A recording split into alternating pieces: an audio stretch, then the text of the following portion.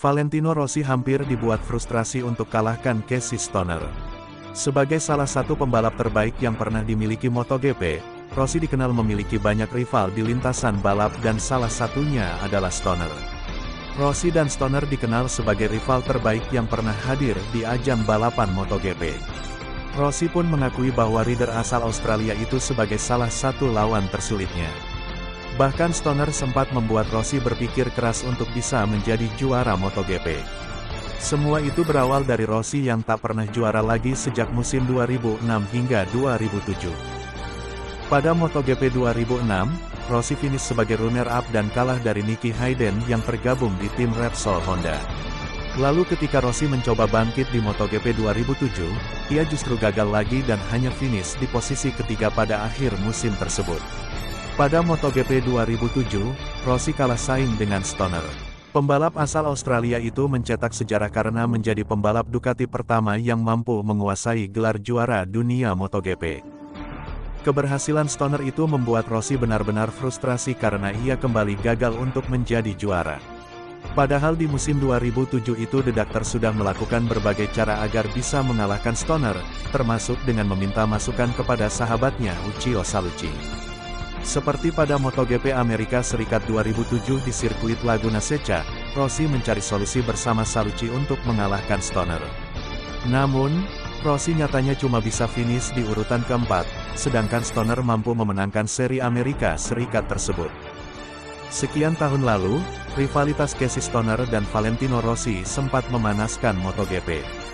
Waktu itu, paling tidak ada dua momen Rossi bikin Stoner tersinggung. Yang pertama adalah selepas insiden yang melibatkan kedua rider tersebut di Jerez pada tahun 2011. Momen itu bahkan bikin Stoner hilang respek. Di lintasan Jerez pada waktu itu, manuver Rossi saat menyalip Stoner dari bagian dalam membuat keduanya out dari balapan. Usai race, Rossi mendatangi garasi Stoner untuk minta maaf. Yang bikin Casey Stoner kecewa Rossi pada waktu itu melakukannya, antara lain, tanpa membuka helm yang terus saja ia pakai. Buat Stoner, hal seperti itu tidak dapat diterima. Di momen tersebut aku kecewa dengan Valentino yang datang masih pakai helm, ujar Stoner kepada Moto.it, mengenang kejadian tersebut.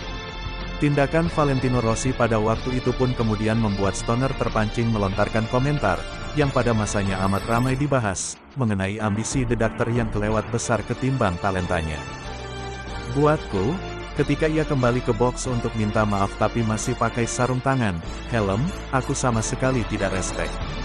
Jika ia datang kepadaku secara pribadi, tidak perlu di depan publik, situasinya jadi berbeda. Tapi aku amat kecewa dengan caranya mendatangiku saat itu. Di tahun 2011, Stoner meninggalkan Ducati untuk gabung Honda sedangkan Rossi justru datang ke pabrikan Italia tersebut usai hijrah dari Yamaha. Rossi diharapkan bisa menjadi pengganti Stoner di Ducati, tapi justru kesulitan memperlihatkan performa terbaiknya di atas Desmosedici. Buat Stoner, momen Valentino Rossi gabung Ducati juga masih menyisakan kenangan buruk.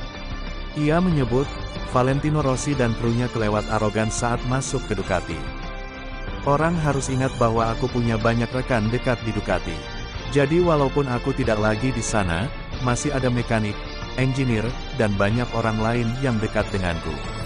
Ketika Vale datang ke Ducati, mereka berada dalam tekanan yang tidak layak mereka dapatkan, kata Casey Stoner. Mereka kru di Ducati, sudah melakukan kerja bagus dan kami juga sudah bekerja keras dengan anggaran amat minim. Sayangnya, Valentino dan Jeremy Burgess selaku engineer-nya malah bicara amat buruk soal diriku dan timku. Keduanya praktis bilang kami tidak tahu apa-apa dan keduanya akan dengan cepat memoles motornya. Karena timku, di Ducati, aku merasa amat tersinggung. Di Ducati, kami masih bisa bersaing mengejar gelar dengan dana yang kami miliki, yang mana hasilnya tetap lebih bagus ketimbang hasil mereka Rossi dan Burgess dengan dana lebih besar, tuturnya.